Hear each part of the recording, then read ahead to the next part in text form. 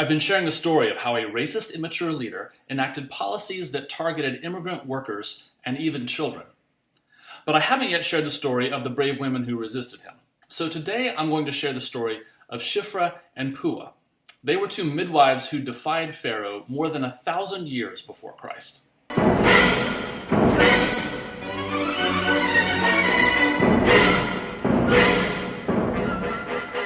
In the book of Exodus, the king of Egypt is afraid of a growing population of immigrant workers. So he decides to turn the next generation of women into breeding stock. He orders two midwives to kill all of the baby boys. The king of Egypt spoke to two Hebrew midwives named Shiphrah and Puah. When you are helping the Hebrew women give birth and you see the baby being born, if it is a boy, kill him. But if it's a girl, you can let her live. But Shiphrah and Puah decide not to comply. They opt for a kind of nonviolent resistance. So the king of Egypt called the two midwives and said to them, "Why are you doing this? Why are you letting the baby boys live?" The two midwives said to Pharaoh, "Because Hebrew women aren't like Egyptian women. They're much stronger and give birth before any midwives can get to them." So God treated the midwives well, and the people kept on multiplying and became very strong.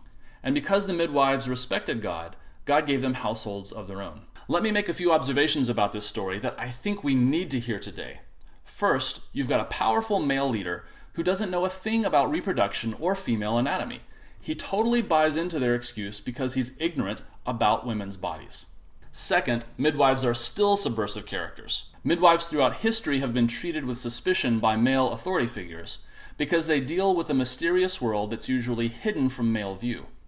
Today, Americans who were birthed by midwives, who were born outside of hospitals near the Mexican border, are actually having their citizenship revoked by a racist administration that embodies the fear that foreigners are going to replace us. Third, Shiphrah and Puah are able to use Pharaoh's racist beliefs against him. Now, it's been common practice for ages to dehumanize women of oppressed groups and to denigrate the way they bear children.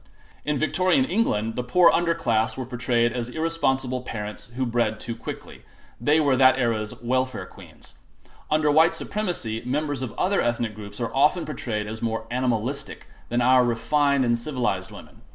Before they were considered white, Irish Catholics were considered vigorous breeders because they had large families. And the racist narrative about childbirth and African American women has been dehumanizing for hundreds of years. Look, there's a reason Serena Williams wasn't taken seriously and nearly died after giving birth. Then when she returned to work, she was portrayed like this. Look, the author of Exodus is aware of this dehumanizing stereotype 3,000 years ago, and that's why Shiphrah and Puah are able to use Pharaoh's racist beliefs against him. Now the thing is, Pharaoh decides to escalate. Then Pharaoh gave an order to all his people: throw every baby boy born to the Hebrews into the Nile River, but you can let all the girls live. This leads to the Moses story, which you may have heard before. Moses' mother hides him for several months until she can't hide him any longer.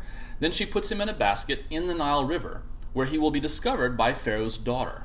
She adopts him as her own son, and he becomes the leader who will ultimately liberate the Hebrews.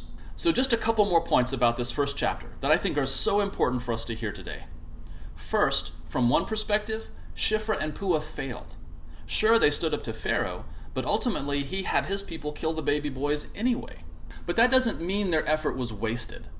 So often, those of us who resist oppression feel like we've failed.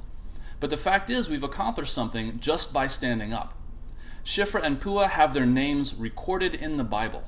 Pharaoh is just some anonymous king, one of a long line of identical oppressors who don't even deserve to have their names recorded for history. And finally, in these first 2 chapters of Exodus, everyone who thwarts Pharaoh's plans are women. The midwives, Moses' mother, his sister, and even a member of Pharaoh's own household all resist his plans.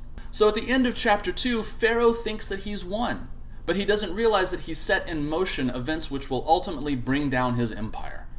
So there are a lot of lessons in these first couple of chapters of Exodus for us today. Let anyone who has ears to hear, listen.